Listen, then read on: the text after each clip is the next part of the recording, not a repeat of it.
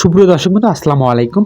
তো আপনারা দেখতে পাচ্ছেন আমাদের এখানে কিছু কাজের এগুলো সরঞ্জাম চলছে। তো মূলত এই কাজগুলো আমরা আসলে কেন করছি, তো এটা নিয়ে আসলে বিস্তারিত আপনাদের জানাবো ইনশাআল্লাহ। তো মূলত এখানে আমরা কিন্তু আজকে সকালে উঠেই আর কি আমরা একটা বাঁশ কেটে নিয়ে আসছি। তো অর্থাৎ একদমই হালকা ছোটো এগুলো বাঁশ। তো কারণ আমাদের এখানে বড় বাঁশের কোনো প্রয়োজন নেই, তো ছোট্ট যে একটা বাঁশ কেটে নিয়ে আসছি মূলত এটা খুঁটি করার জন্য। তো আমাদের এই খুঁটিগুলো কিন্তু তেমন শক্তিশালী খুঁটির প্রয়োজন নেই, শুধু আমাদের ঘিরে দেওয়ার জন্য। কারণ আমাদের একটা জমিতে আসলে চতুর সাইড দিয়ে আসলে আমরা ঘিরে দিতে হবে। তো কারণ এই ঘিরাটা আমাদের খুবই প্রয়োজন, কারণ যেহেতু আমাদের এই ঘিরাটা কিন্তু আমাদের আরও আগে দেওয়া উচিত ছিল, তো আসলে আমরা দিতে পারিনি আমাদের কাজের চাপে। এই কাজের চাপে কাজগুলো না করার কারণে আমাদের কিন্তু এগুলো ক্ষতির দিকে হয়ে গেছে। তো যাই হোক, যেহেতু হয়ে গেছে সেটা নিয়ে বলে আসলে বোঝার কিছু নেই। তো মূলত আপনাদের বলে দিই আসলে কোন জমিতে আসলে আমরা ঘিরে দেবো। তো মূলত আমাদের ধানের জমিতে আসলে ঘিরে দেবো। তো ধানের জমি ঘিরে দেবো কেন, সেটার জন্য আপনাদের সম্পূর্ণ ভিডিওটা দেখতে হবে, তাহলে আপনারা বুঝতে পারবেন যে আসলে কেন আমরা ঘিরে দিচ্ছি। তো মূলত আমাদের এই ধানের যে জমিটা আসলে ঘিরে দেবো, তো মূলত আপনারা তো জানেন আমাদের যে ধানের যে চারা যেগুলো লাগাইছিলাম, অর্থাৎ ধানের বীজ যেগুলো যে জায়গাতে রোপণ করছিলাম আমরা, তো সেই ধানের বীজ কিন্তু অতিরিক্ত শীতের কারণে কিন্তু আমাদের আসলে ধান তেমন একটা বড় হয়নি গাছগুলো।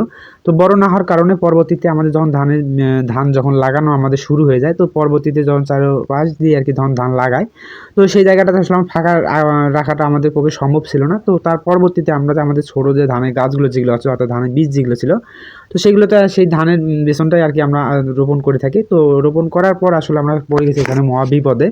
তো এই বিপদে বলতে সেটা হচ্ছে আমাদের এখানে যে জায়গাটাতে আসলে আমরা ধান লাগাইছি, চারাগুলো যে জায়গায় লাগাইছি, তো আমাদের চারাগুলো একদমই ছোট। তো সেখানে কিন্তু অসংখ্য আর কি ওখানে হাঁস রয়েছে। তো এই হাঁস থাকার কারণে আমাদের ধানের গাছগুলোর অবস্থা খুবই খারাপ অবস্থার মতো করে ফেলেছে। তো আপনারা হয়তো দেখলে হয়তো বুঝতে পারবেন।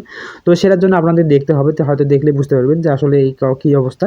তো এখানে আপনারা দেখতে পাচ্ছেন এখানে কিন্তু আব্বা ঘিরা দিচ্ছে। তো এখানে আমাদের ধানের গাছ যেগুলো হয়েছে কিন্তু আসলে যেহেতু আমাদের এই এলাকাটা গ্রামের ভেতরে, তো গ্রামের ভেতরে কিন্তু হাঁসের কোনো অভাব নেই, কারণ যেহেতু আমাদের গ্রাম অঞ্চলে আমাদের মা বোন যারা আছে, খালারা, তো তারা কিন্তু আসলে বাড়িতে প্রত্যেক বাড়িতে কিন্তু হাঁস থাকে তাদের। তো আসলে হাঁস কিন্তু বাঁধিয়ে রাখা সম্ভব না, তো সবাই আর কি ছেড়ে দেয়। তো ছেড়ে দেওয়ার পর আসলে যে জায়গা দিয়ে আর কি চলে যায় হাঁস, সে জায়গাগুলোর অবস্থা একদম করুণ অবস্থা হয়ে যায়।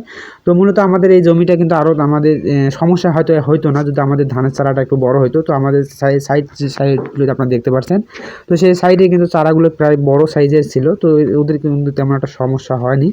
তো ওদেরও হয়েছে, কিন্তু ওদের তুলনায় কিন্তু আমাদের অনেক হয়েছে, কারণ আমাদের যে ধানের যে চারাটা ছিল সে চারাটা কিন্তু একদমই ছোটো চারা। তো সেই কারণে আসলে আমাদের একটু ক্ষতিটা বেশি। তো এখানে আরও একটা বিশেষ যেটা কারণে ক্ষতিটা আমাদের হয়েছে, সেটা হচ্ছে আমাদের কিন্তু সাইডে প্রচুর পরিমাণে পানা, সেটা আপনারা দেখতে পাচ্ছেন।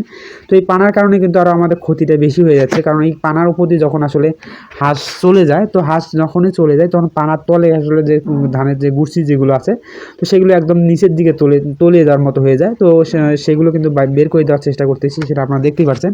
তো এই কারণে আসলে আমাদের ক্ষতি হয়েছে, কারণ এটা আমাদের এখানে যখন যে জমিটাতে আমরা দিয়েছিলাম, তো সেই জমির পানিগুলো কিন্তু আমরা ছেড়ে দিয়েছি, কারণ জমিটা এখন আমাদের শুকাইতে হবে একদম, মানে পানি কিছুদিন আমরা দেবো না।